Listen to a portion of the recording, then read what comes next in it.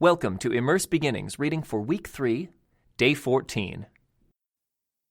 About this time, Judah left home and moved to Adullam, where he stayed with a man named Hira.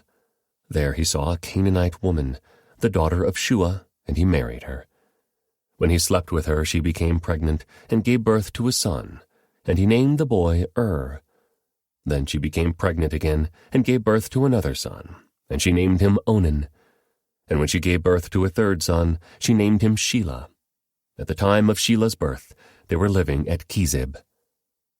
In the course of time, Judah arranged for his firstborn son, to marry a young woman named Tamar. But was a wicked man in the Lord's sight, so the Lord took his life. Then Judah said to Er's brother Onan, "Go and marry Tamar, as our law requires of the brother of a man who has died. You must produce an heir for your brother." But Onan was not willing to have a child who would not be his own heir. So whenever he had intercourse with his brother's wife, he spilled the semen on the ground. This prevented her from having a child who would belong to his brother. But the Lord considered it evil for Onan to deny a child to his dead brother, so the Lord took Onan's life too. Then Judah said to Tamar, his daughter-in-law, "Go back to your parents' home and remain a widow until my son Shelah is old enough to marry you." But Judah didn't really intend to do this, because he was afraid Shelah would also die like his two brothers. So Tamar went back to live in her father's home.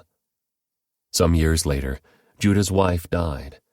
After the time of mourning was over, Judah and his friend Hira, the Adullamite, went up to Timnah to supervise the shearing of his sheep.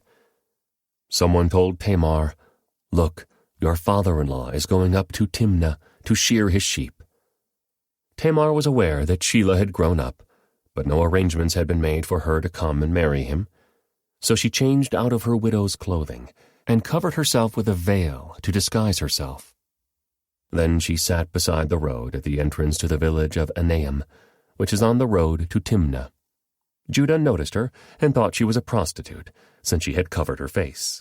So he stopped and propositioned her. "Let me have sex with you," he said, not realizing that she was his own daughter-in-law. "How much will you pay to have sex with me?" Tamar asked. "I will send you a young goat from my flock," Judah promised. "But what will you give me to guarantee that you will send the goat?" she asked. "What kind of guarantee do you want?" he replied.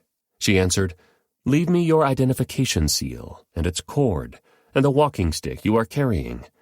So Judah gave them to her. Then he had intercourse with her, and she became pregnant. Afterward she went back home, took off her veil, and put on her widow's clothing as usual.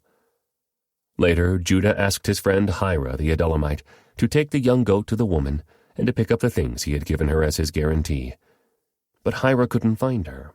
So he asked the men who lived there, "Where can I find the shrine prostitute who was sitting beside the road at the entrance to Anaim?" "We've never had a shrine prostitute here," they replied. So Hira returned to Judah and told him, "I couldn't find her anywhere, and the men of the village claim they've never had a shrine prostitute there." "Then let her keep the things I gave her," Judah said. "I sent the young goat as we agreed, but you couldn't find her. We'd be the laughingstock of the village if we went back again to look for her."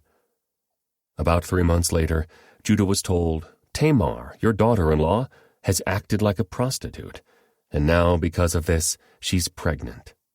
"Bring her out, and let her be burned," Judah demanded. But as they were taking her out to kill her, she sent this message to her father-in-law. "The man who owns these things made me pregnant. Look closely. Whose seal and cord and walking stick are these?"